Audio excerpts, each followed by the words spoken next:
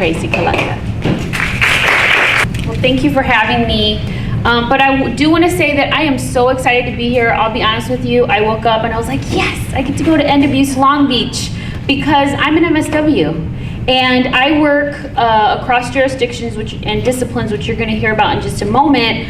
But usually I'm the only MSW in the room. So I'm constantly selling these concepts, right, that we learn in our careers as MFTs and MSWs to police, probation, some of our other partners, the school district, et cetera. And so I feel like I'm going to speak the same language. We speak the same language, so I get to really just kind of be myself today and know that things that I'm referring to, the research, the models that we're using, I know you all get that because this is our field. So again, I'm just really excited to be here. I know that MSW Long Beach and your organizations holds a very special piece to the solution of preventing and ending violence in Long Beach, and so I'm happy to be here this morning to share with you. So we have these beautiful handouts which have the PowerPoint presentation, so I'll ask you to refer to the handout as I walk you through the implementation of Safe Long Beach. So we were here about a year ago. Some of you may remember there was a whole team of us. We came and did a presentation about the planning process, and then we did a breakout focus groups. We had so much fun. We got a lot of great information from you all. All that information is on our website, which is on the last page of my PowerPoint. You can take a look at all that. But you gave us great information. So it's a pleasure to be back and share with you now that the plan is complete, where we go from here. So let's jump right in. The plan is now called Safe Long Beach, Family, Schools, and Communities Plan. It is our city's violence prevention plan. There's about 32 cities across the country that have violence prevention plans: Chicago, Philadelphia, Boston, San Jose, San Francisco, San Diego. A lot of those directors of those violence prevention plans are my friends. I've made friends with them over the last 2 years. I've called them and asked for advice. I've read many of those plans thoroughly to really get an idea of what a plan should look like and the setup of it. But Long Beach is unique. You all know that we're a very special city, and so we've decided to develop our plan in 3 tiers: family, school, and community. A lot of the violence prevention plans in cities across the country focus predominantly on youth and gang violence, and I have somehow convinced my management team and my bosses that we need to look at the spectrum of violence from childhood all the way into adulthood, because a child who's abused early in life then goes on to exhibit those behaviors as adults. So I've really gotten my management team to buy into looking at what's happening in the home and the family, looking at what's happening on our school campuses, and looking out to the community, and that the behavior that we see in all those 3 places are fluid. The violence we see is fluid. There's not like you walk onto the school campus and you get to leave everything behind. Kids bring all that stuff with them. And so Long Beach is very unique. I'm going to move into the next piece, that our high-level policy document, the plan, looks at these 3 spectrums very carefully and how each one intersect. We essentially use the ecological model as our foundation for how we're going to be rolling this out and working in communities. So let me give you a little history on the plan development. We hired the National League of Cities. If you remember, I had brought Kent Paxton and a couple others who came in and assisted us with the focus group when I was here. These are expert consultants who've either worked in particular cities and or provided technical assistance to cities across the country. Our lead consultant, Jack Calhoun, actually, he's in DC.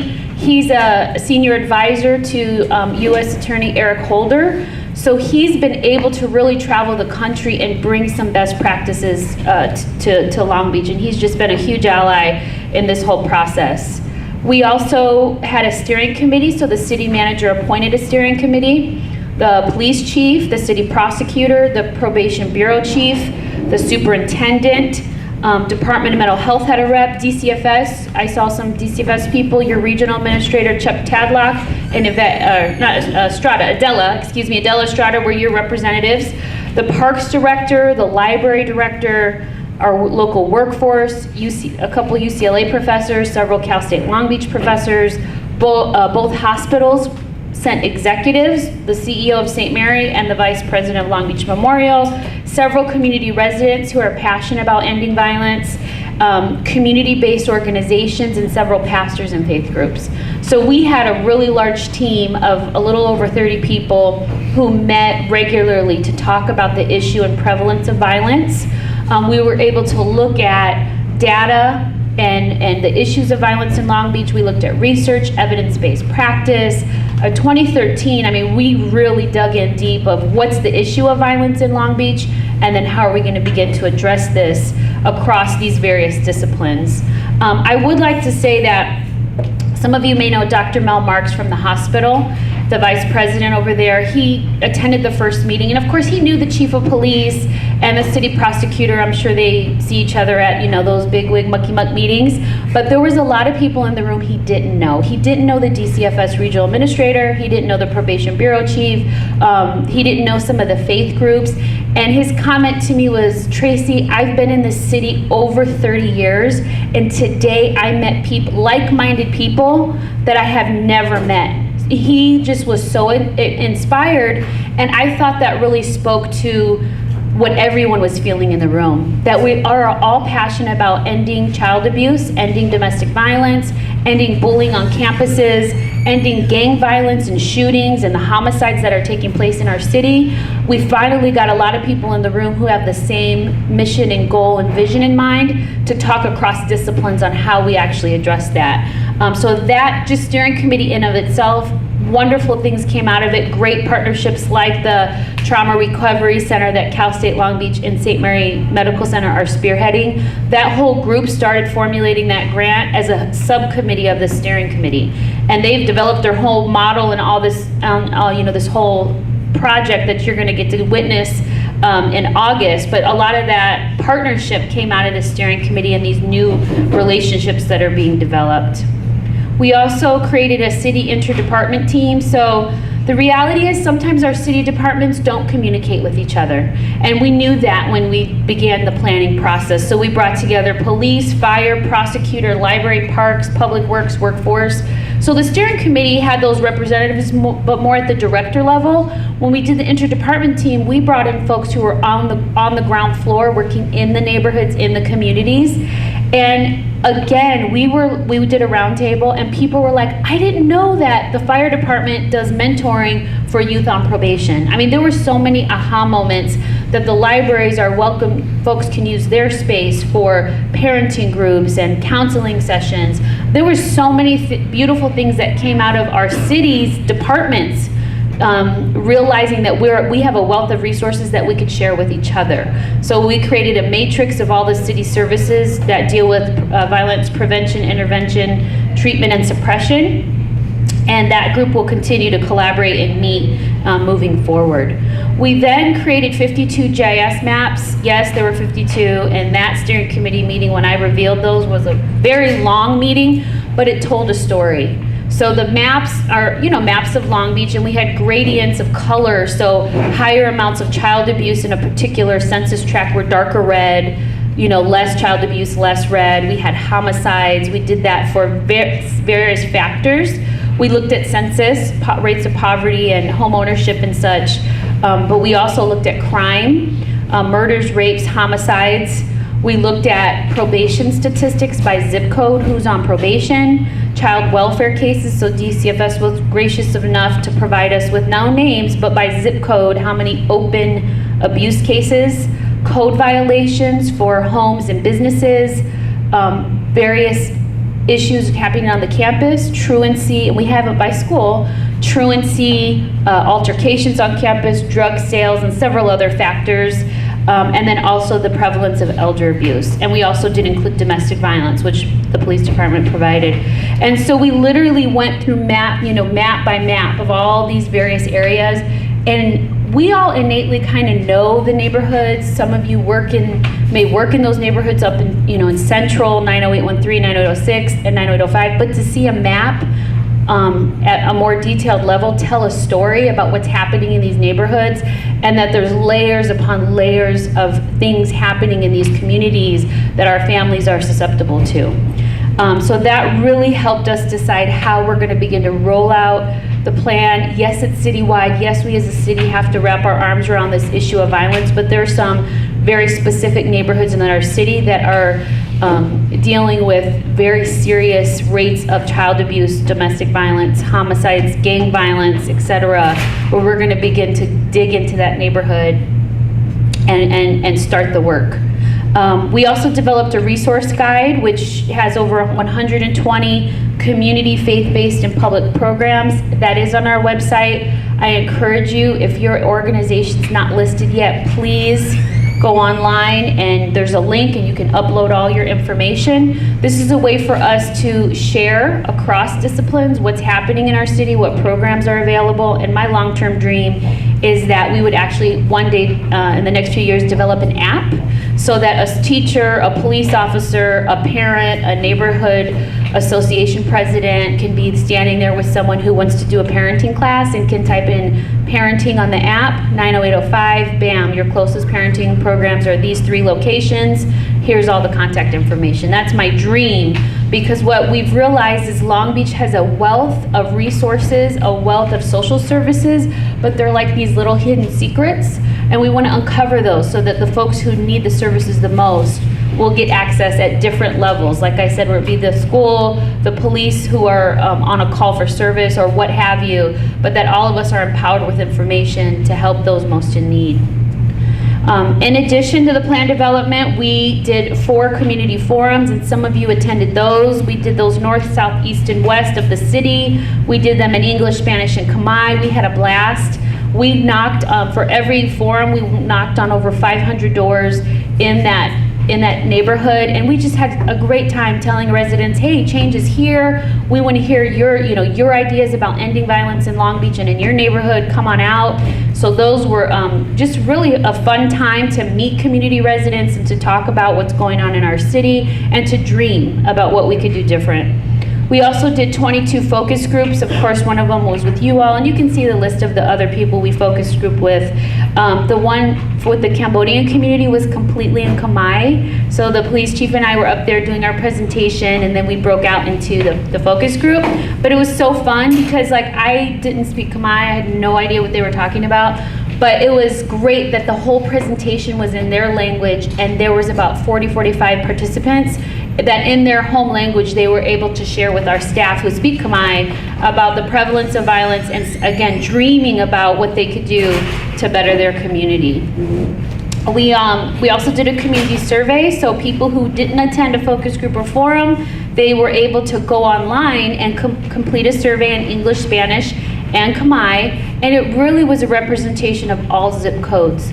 The findings from the forums, the focus groups, and the survey, they're all on our website. So if you're writing a grant, hint, hint, you can cite the City of Long Beach and the research we did with the community, and or if you're creating a new program or you're working on a project and you want to see what the folks up in North Long Beach at the Jordan High School Forum said, you can do that. Or you want to see about a specific zip code, all that stuff is listed, all that information is listed on our website. So in flipping over to the next page, in developing the plan, I can't tell you how many times I told my team, we have to make sure that what we heard in these forums, focus groups, and surveys are interwoven throughout the plan. It would be remiss of us to go through an 18-month planning process and develop some plan that community residents don't feel like their input was valid. So I personally worked really hard to make sure that the voice of the community is interwoven throughout the plan, and the things they rated the top that they needed the most become the top priority for us when we move into implementation. So in compiling all the information from the community input, we asked, one of the questions was, what is currently working well to prevent violence? And so the top 10 votes were sports, after school programs, summer night lights, which is where they keep the parks open late at night, and they're now reinventing that, calling it Be Safe, the Male Academy out of the high schools, police presence, neighborhood association meetings, jobs, churches and faith-based orgs, parenting programs, and then nothing. And a lot of the nothing votes came from our high school students. We went into the high schools and did focus groups, and that was one of the things that they said, which is telling of itself. And then we went and the next question we asked, well, what types of services should the community develop to prevent violence in Long Beach? And the community means the city, the government, community-based organizations, the faith community. All of us can develop these collectively. Number one was job development and training. 2 was providing more jobs, mentoring programs, cultural and diversity programs, parenting classes, community events, concerts and block parties, police officers building a bond with the community, sports, gyms in North Long Beach, and education. And so again, these votes really began to tell us the community perception of how we can develop programs collectively to end violence. So from that, we began from all that, the research and the community meetings and the input, we developed our vision statement. So our vision is that Long Beach residents live in safe families and communities, attend safe schools, and are contributing citizens connected to their community. We have our key guiding principles, and just so you know, there is a copy of the plan on our website, so you can actually go walk through the plan. It's a beautiful plan. Our graphic designer did a great job at really laying it out in a reader-friendly way. But all this information is listed in a little more detail in the plan. So the guiding principles include balance, where there's personal accountability, neighbor to neighbor, parent to child, government to resident, youth to community. You can read the rest, where there's really this balance of a shared power, collective action, working together, effective and efficient. So we know, again, there's great programs out there. How do we become more effective in providing those services to the people most in need? Expanding what works. So if there's a great program that's working in Central, let's figure out how to replicate it for the community residents up in North.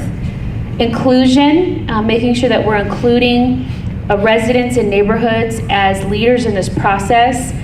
Looking at leadership, so finding champions who are going to champion this work of violence prevention, maximizing opportunities, and results oriented. So the bold goals that we've set out that we're focused on we're looking forward to 2020. And our goals are to decrease aggravated assaults, domestic violence, elder abuse, homicides, rape, shootings, the number of abused and neglected children, decreasing the number of incarcerated youth, the truancy rate, the unemployment rate, and violent crime, and increasing the community perception of resident safety. We will do a biennial community survey and community focus groups every 2 years, and then increasing the high school graduation rate. Our framework is focused on collective action, which is basically a fancy word for saying we're all going to work together, and collective sentiment, that we say as a city that violence is no longer acceptable in our city, and early intervention. We know those earliest years are so important, and that early intervention can really begin to change the culture of our city over the next 10 to 20 years. Our theory of change is rooted in 3 concepts: strengthening families, so really looking at how do we begin to develop programs and supports around strengthening the family, building positive youth development, and providing support for community leadership. Our plan as well is rooted in risk and protective factors. So show of hands if you know what risk and protective factors are. If you'll raise your hands, that would be great. Wonderful. Okay, good. So I typically, when I do this presentation, maybe 3 or 4 people raise their hand, because this is really a concept that we practitioners use in the field, and folks outside of our world don't necessarily use the same language. So I'm excited that I get to go and help people use this new language to understand that when we reduce risk factors and increase protective factors, then our children, youth, and families have a better chance to succeed later in life. So you can read, I know this is not very legible, but you can go online and see this more in detail, but we are focused on the child, the family, the school, life events, and then the social aspect. Again, reducing those risk factors and increasing protective factors. So now I'm going to go into the bulk of the plan, which is our goals and objectives. Just as a side note too, the logic models for each of these goals are online. So if there's something that really kind of you're like excited about, or you want to know more detail, the logic models, they are logic models. So they're pretty intense, but it's great because they detail each objective, the activities involved, the inputs and the outputs, and the end result. So for those of you who are really into logic models, you'll really actually enjoy reading it because it shows you the step-by-step process on how we plan on getting where we need to be in the next 5 years. So we'll look at the first one, the safe family goals. Number 1 is increasing access to violence prevention services. So the first objective is developing one citywide community resource guide. So we have the very primitive PDF version. When you go online to look at it, it's a pretty old school, a little embarrassing, which is why my dream is for us to have an app. I feel like app is like the new way to go. It's user friendly, it's super easy. Apps cost about $10,000, so I know that's something that we can write into one of our implementation grants as we move forward. But it's available now. Again, if you're check and see if your agency is listed. If not, I encourage you to upload your information. And also, if you're looking for a resource, maybe for mentoring or a parenting class or what have you, you can also search the various organizations as well. I'll take questions at the end. Okay. Improve access to services through 5 existing community resource centers. So this has been exciting for me because we have a lot of partners who are like, me, I want to help with this, which is great. So what we found in looking at resources is that, for instance, 90805 is resource starved. There's a lot of us who may have grants that serve 90805, but there's very few of us that actually have office locations up in that area. This is just as an example. And so as I presented this concept, the health department said, hey, we have facility centers. We will open they already opened their doors to the community, but let's open them. What other services can we provide at our health facility centers at Admiral Kidd, Houghton, and King Park? The Parks and Recreation said we have what are called regional centers that are open from 10 a.m. to 7 p.m. daily. Most parks close at 5 or 6 because of budget reasons, but there's these 5 regional centers that are open till 7, Silverado Park, Houghton Park again, Cesar Chavez, McBride, which is right behind Poly High School, and then El Dorado over on the east side. And they approached me and said, how can we reinvent those spaces so that community groups can come in, not have office space, but come in and provide on-site, for instance, parenting classes, or maybe Tuesday nights from 5 to 7, there's some family counseling sessions that are happening in smaller rooms.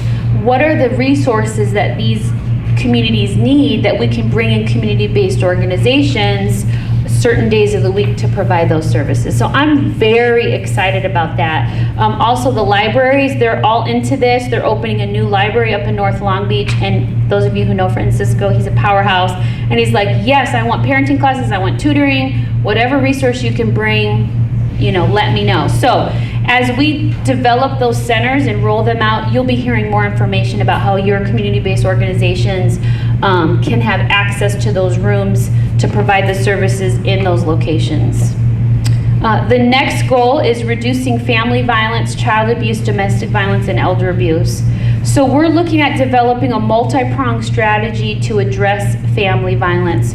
One of the things that we found, the steering committee created a subgroup focused on these family goals, DCFS, the school district, probation, those dealing with the family were in the room.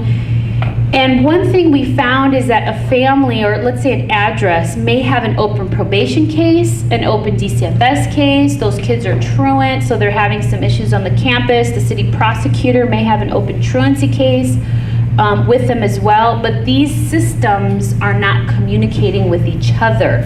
So the family may be working with all these different systems interacting. Also, one other piece we talked about was the police department may have gone there for calls for service. and or there may be other issues that are not reported to these separate systems. So one thing that we've been talking about is how do we begin to break down our silos, and if we're all in the same address, figure out who's in the address, get that team to begin to work across disciplines and jurisdictions to support the family, and really break down those silos. So that's in the works. Expand family strengthening programs, and this is looking at parenting, fatherhood, other types of family support programs. And we know we have them in the city, so how do we better utilize them or provide them in locations that are very easily accessible for families? And develop a family strengthening awareness and education campaign. And this is really my call to action to end abuse Long Beach, and I mentioned this to Erica.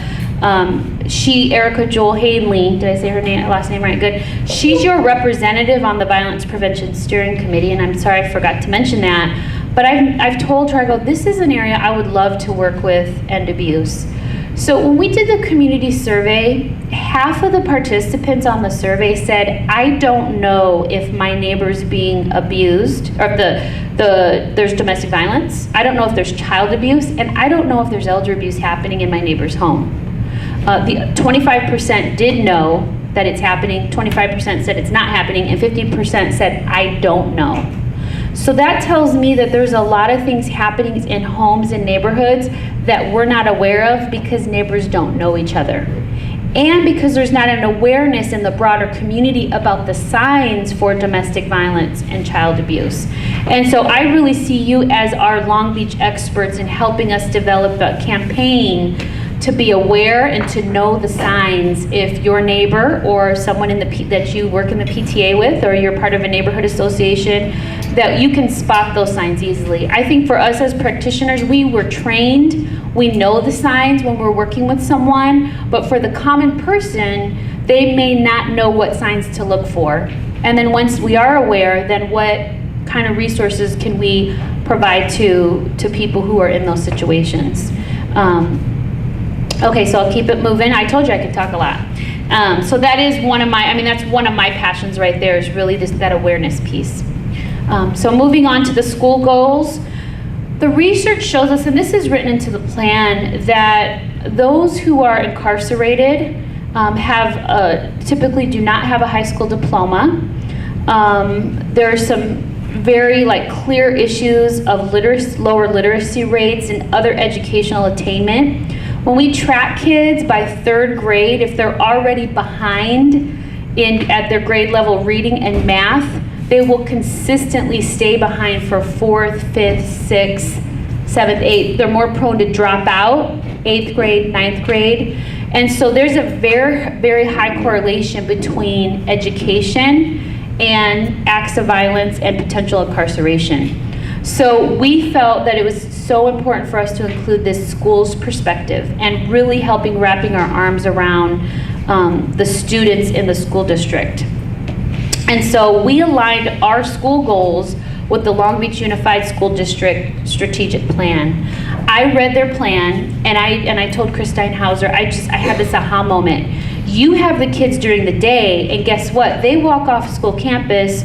They either go home, they may go to an after-school program, Parks and Rec. The city of Long Beach runs about 32 after-school programs across the city.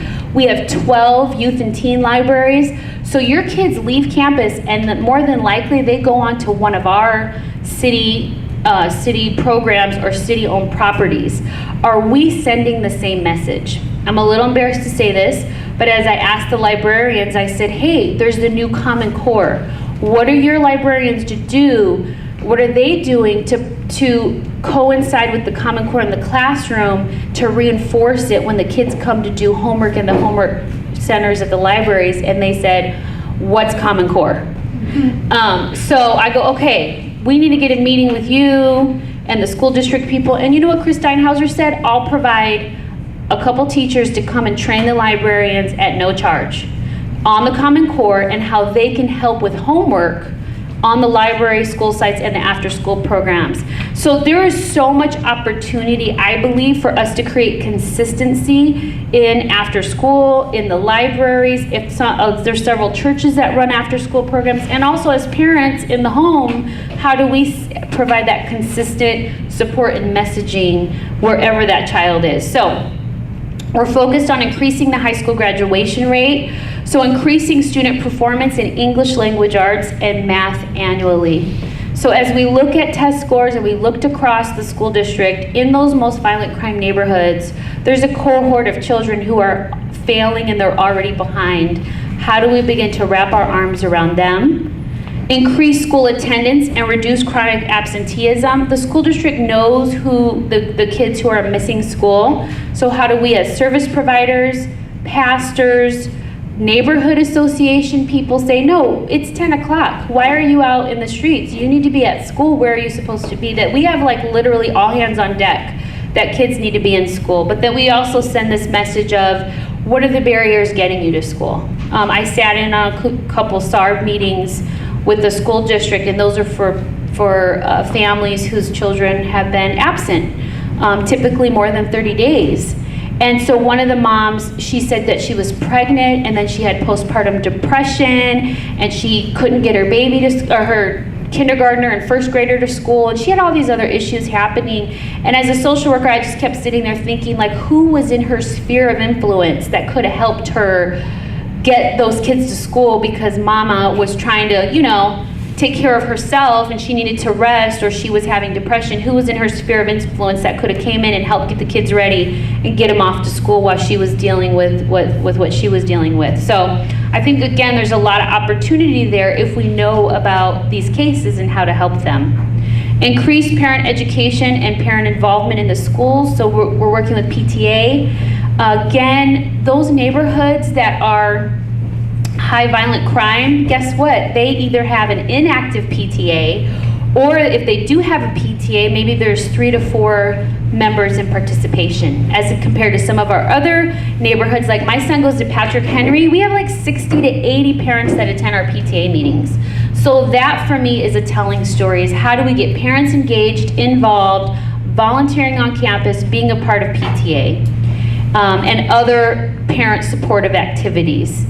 Implementing the full service community school approach at 5 schools. This is a new concept, maybe some of you have heard it. Again, it's about co-locating services on school campuses. The Children's Clinic is awesome at this, but also providing mental health, parent education, any other type of family supports on the school campus in a real meaningful way. What I found in working with the school district is schools have a lot of great programs going on campus, but they don't know about each other. So some of you may run school-based mental health. There may be other programs like PTA may be running a parenting series, but the school-based mental health practitioner doesn't know that's happening on the very same campus. So again, how do we break down some of those silos on the campuses? And we'll be rolling that breaking down of silos out, again, in those schools in the most violent crime neighborhoods in Long Beach. That's where Chris Steinhauser has given us the blessing to start there first, to begin to develop that model.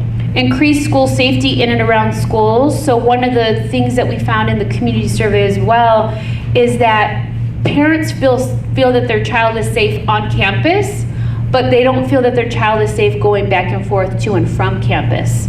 So there's some great models across the country about safe passages and ways that we can create safety when kids are going back and forth to school. So we'll be looking at those, again, the neighborhoods where folks don't feel safe going back and forth, and developing some models there. And then tracking that biennially with those community surveys, asking them every 2 years, do you feel, now do you feel safer? We've been doing all this great work. 2 years later, now do you even feel more safe? So I'm excited to see, once we start to develop and implement those, what that looks like.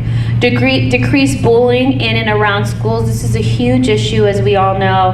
And you know what? Junior League of Long Beach has jumped on board, and they have a bullying prevention program, and they've said, how can we help?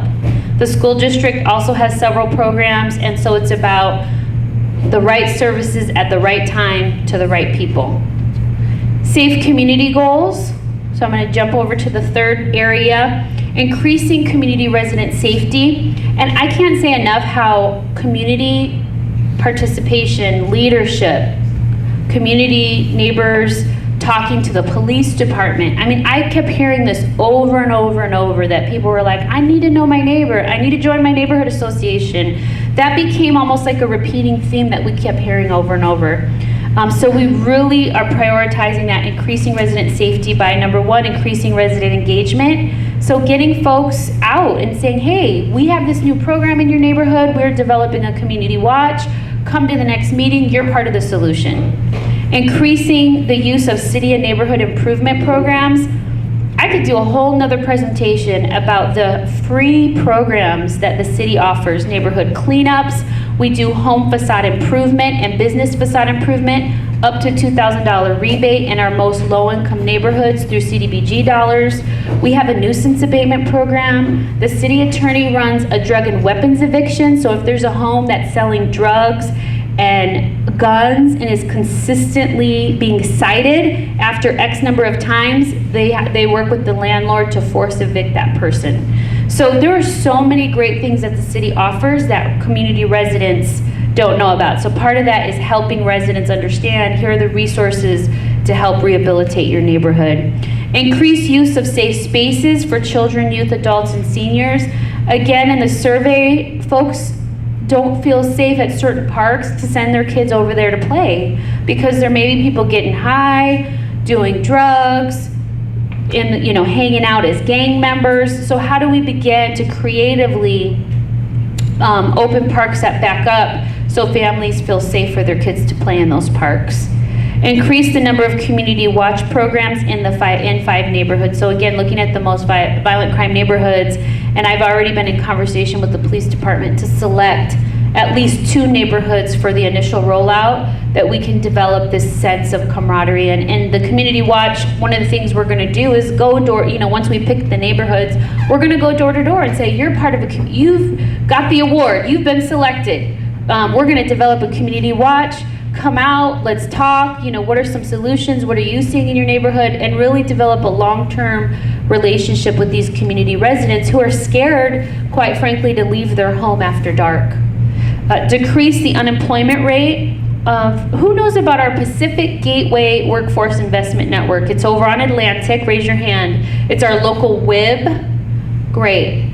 So the city actually runs our local workforce investment board in collaboration with EDD. EDD has a satellite office in our site over on Atlantic, and anyone who is unemployed or looking for a job, whether it be a teen or adult, can come in there and receive access to free services such as resume writing, there's some free job training programs. We have our summer youth employment where we're going to hire over 100 kids this summer to work here in Long Beach. And so we have a lot of great employment programs, but guess what? People don't know about them. So how do we, again, help educate the right people at the right time to get the right services? Increasing the number of employers involved in job development. So that's another piece, is getting our employers involved to say, yes, I commit to hiring 5 kids this summer through the summer jobs. And just so you know, summer jobs is not just for any youth. Summer jobs, the county requires that it be a youth on probation, in foster care, or on CalWorks, or homeless. Those are the 4 priority areas. So when we talk about summer youth jobs, we're talking about kids who need it the most. Who has heard of the summer job program? Raise your hand. Okay, good, about half the room, that's good. So again, I'm excited because we have a lot of great resources like that program that's geared on the very population that we want to be focused on providing those supports to. Last and not least is reducing Part 1 crimes, and we'll be working closely with the police department, the city prosecutor, the U.S. Attorney's Office, the DEA, and other law enforcement officials to focus on decreasing homicides, decreasing rapes, robberies, aggravated assaults, and gang-related homicides. If you want to see in more detail what that looks like in terms of rollout, again, all that information is on the logic models. So in closing, I just want to share, I always do things in groups of 3. So in closing, my call to action is 3 things I believe for this group. Number one is please go on our website and see if your organization is listed on our resource guide. If not, again, there's a link. Get your information listed in there. Because as we begin to inventory or reach out to partners to say, if you would like to offer classes at X site, we want to be able to send those emails out to you and say, this is what's happening. This is how you get involved, and vice versa. As people call, we want to be able to cross-refer. Oh, there's my timer. So I'm almost right on time. Good. My second call to action is the awareness campaign.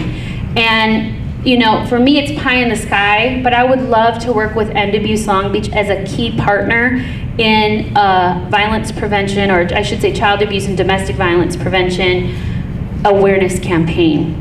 Children let me back up, 94% of men in prison and jail right now, today, were either abused as children or they witnessed abuse as children. And I know I'm preaching to the choir, but that tells me that the kids who are being abused and neglected right now, today, someone either knows about it, or if they don't know, then we need to begin to empower community residents, pastors, leaders, doctors, pediatricians. There are so many people who have access to these families and children. If they are empowered with the right signs, then we can get them the services that they need to begin to protect them. Again, having all hands on deck. So that's my call to action, that I would love to work with this group on that campaign. And last but not least, join your local neighborhood association. Especially if you live in Long Beach. If you don't live in Long Beach, do it anyway, but especially if you live in Long Beach. Because you know what I've learned from the police department is that really active neighborhood associations and people who know their neighbors, there's less likely to be burglaries and crime. You know why? Because your nosy neighbor knows that that guy or girl who's knocking on your front door doesn't belong. Right? When you know your neighbor, it actually reduces crime over time, because if there's someone in your neighborhood who is different and you've never seen them before, then you're quick to call your neighbor and say, hey, there's some guy standing at your front door. Is he supposed to be there? And my nosy neighbor, he used to get on my nerves, but now he's our neighborhood association president, and he's doing some awesome stuff in our neighborhood. So join your local neighborhood association. So that's all I have for this morning. I'll be happy to take questions, or if we want to have an open conversation about next steps in implementation. Yes? My question has to do with the app, which is a wonderful, by the way, I am just so amazed. I met Tracy about a month ago at the Violence Prevention Coalition up in LA, and her presentation was just mind-boggling about all the research you've done so that the solution is customized to the people who are having a problem. And my question has to do with the apps, which is a great idea. My concern is for people who don't have a smartphone, only a cell phone, will there be some way that either they can drum up the courage to say, hi, I'm your neighbor, do you have a smartphone? Or the other, last resort is a small yellow pages called, the LB BPP resource guide. Will something like that be available for people who don't have a smartphone? You know what, thank you for sharing it. We will definitely take that in consideration. How do we, I don't want to say that I have all the answers, but I think the question for me and my team is, how do we have that information available for people who aren't on the internet or who have apps? The information will be on the internet and will be on an app, but I like what you're saying. So we will definitely take that into consideration. Do you have designated areas of Long Beach that even one person, nowadays voting even happens in people's home, that you could have the neighborhood Tracy or the neighborhood go-to person, that they could, just know that 2 houses down, there's a smartphone or an app, or a yellow pages for a resource, so people feel hopeful instead of hopeless. Yes, absolutely. So one of the big rollouts of this is going and meeting with the neighborhood associations, doing presentations with the associations, and then partnering with them so that they know about not just this app, but the city has other Go Long Beach app, which you can report graffiti, code violations, and all kind of other cool things. I use it, if you see me driving, I'm usually taking pictures with it. And Go LBPD, where you can report crime anonymously. So that's actually one of the things we're gonna do is educate the associations on how to use the various apps the city has. Yes? Has the libraries have access on the internet? Is it something that you have kind of partnered with in getting some of this online information, getting the librarians informed about that they can go on the website at the library through their computers there, so they don't have to have their own cell phones? Yes, absolutely. And all the libraries have computer labs. And again, Francisco, he's like opened his doors. Whatever information we can provide to the public via the libraries, yes, absolutely. And the libraries will end up being one of the places where we'll host neighborhood meetings and stuff as well, because they're like positioned, except for our main library, all the other libraries are really positioned like in the heart of neighborhoods, which is good. Thought I saw, yes. Did I see it? I thought I saw one over here. Okay, yeah. So I have kind of two questions. I love to hear about all the services that the city and the organizations and all have and are realizing that each other has. But through all this work, did you find that there were any gaps where Long Beach was really missing something that needed to be there and you just haven't found the resource yet? And then those GIS maps, are they available online too? So as organizations are looking at their projects, can they look at that and kind of see the city and that sort of thing? Okay, good. I'll answer the GIS maps. The GIS maps are not open to the public because the city actually doesn't own. A lot of the data was lended from probation, DCFS, the school district, etc. So if you want access to that information, you have to approach those different entities. Because it was for the planning process. But a little secret, all the school district data is on the Department of Ed website, and it's public information. So if you go on DataQuest for the California Department of Ed, and police department is very open about their data sharing as well. If you go on the police department's website, they have a data page where they provide an annual report on Part 1 and Part 2 crimes, and then they detail what the different crimes are. Sometimes they have those by police division as well, so I encourage you to take a look at that. Gaps in services, so yeah, I'll be really honest with you.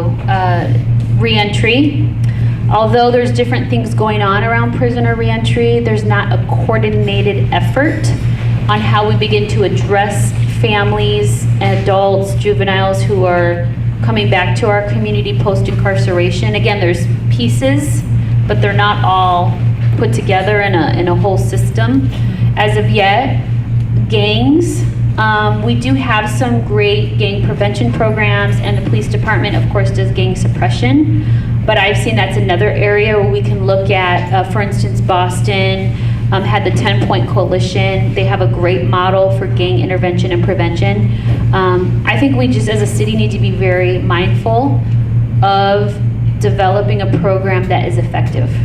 You know, gangs is such a hot topic. It's also very political.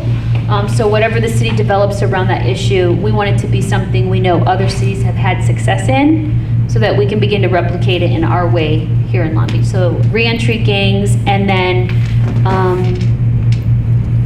there was one other one. It slipped my mind, but when it comes back, I'll share it with you. But other than that, you know, we have a lot of great things.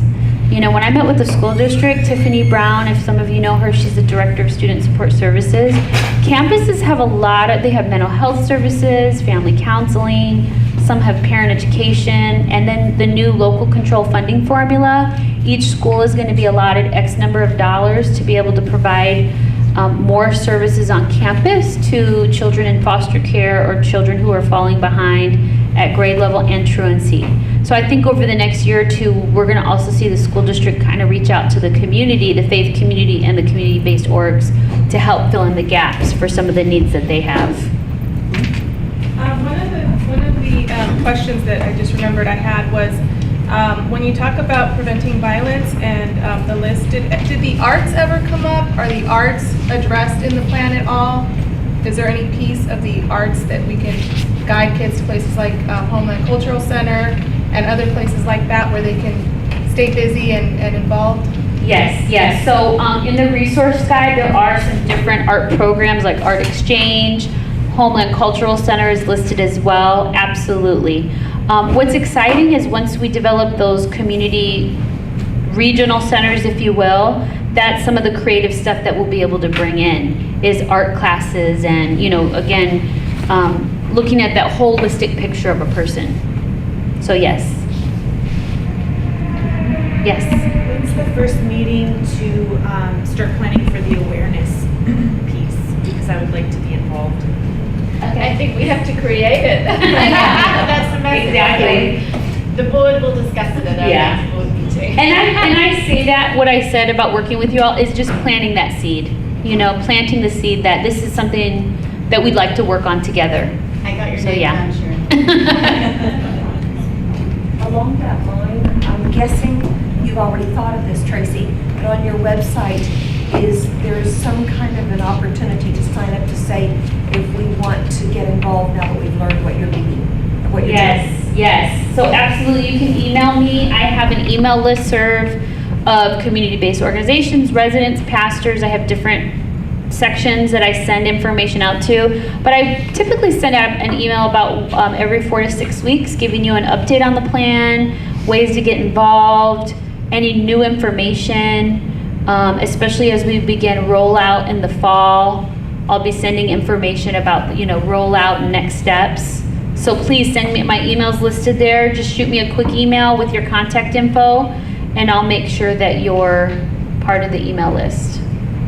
Yes. In all of this work, did your organization work with substance abuse programs? Yes, absolutely. Thank you. I'm glad you brought that up. There's a huge absence of substance abuse programs in Long Beach for adults and especially for teens. We were looking at, there are some programs and there's some great programs here, but there's such a starking absence of that service in our city. And it's a huge need. Good. Are there any other questions? Great. Oh, yes. Just one question. I worked for a number of years as a volunteer in a local community hospital, pediatric clinic, and we used to see teenagers coming in with gunshot wounds. And it was really amazing for me to watch the schism between the teenager who was shot and the parents. The parents were in shock, and the teenager was saying, "No, you got shot. What's the big deal? Are you having trouble sleeping? No. Flashback? No. No." It was almost like a red badge of courage. And of course, this is like 2 or 3 weeks after. So I'm wondering, is there any kind of a safe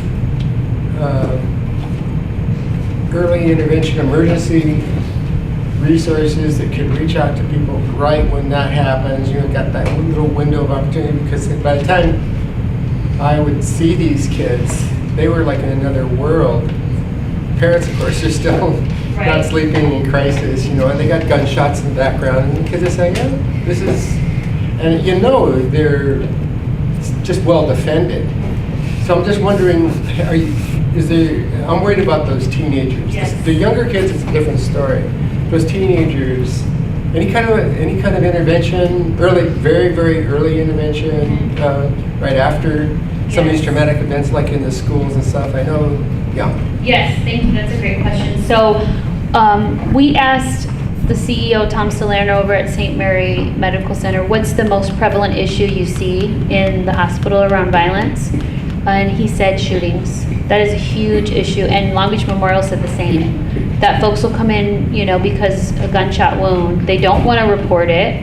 Sometimes it goes under the radar unless it's reported to the police department. And so we've been in conversation with Youth Alive up in Oakland. They have a model that they've developed. It's a hospital intervention model. Really effective. St. Francis actually in Linwood. St. Francis is in Linwood, right? They've been using the model for the last couple years, where they have an intervention worker or workers that are hospital staff that respond immediately. So when someone comes in, and all the research I've read, it's phenomenal. So yes, we'll be in conversation with both of our hospitals on developing something. We need something. So right now there isn't anything that is an emergency outreach. Right, for and those they kids. do, and the hospitals do referrals, and they have a lot of you community-based orgs are on the referral list. They have social workers on staff, so that connection is there. But we do need a little more, like a focus on if it's a gang-related shooting, being able to, address that situation with the youth and the family. The literature talks about this window of 48 hours, but I think with these kids, it's almost 48 minutes. I mean, just like they shut down so quickly. And then you just, just a part of my life. And they move on. Right. Which I guess is survival, but yeah. So that, yes. I know about the same, one of my neighbors is an administrator at St. Francis. So Okay. I know about that one. You know your neighbor. Huh? You know your Oh, neighbor. we're having a neighborhood block party tonight. We know her. She organizes it. I love it. I love it. Good. Are there any other questions? Yes. Just a quick one, what was the plan program you talked about on the planet? Oh, the Pacific Gateway Workforce Investment Network. I know it's such a long title, but it's 34420. I hope I'm saying that right.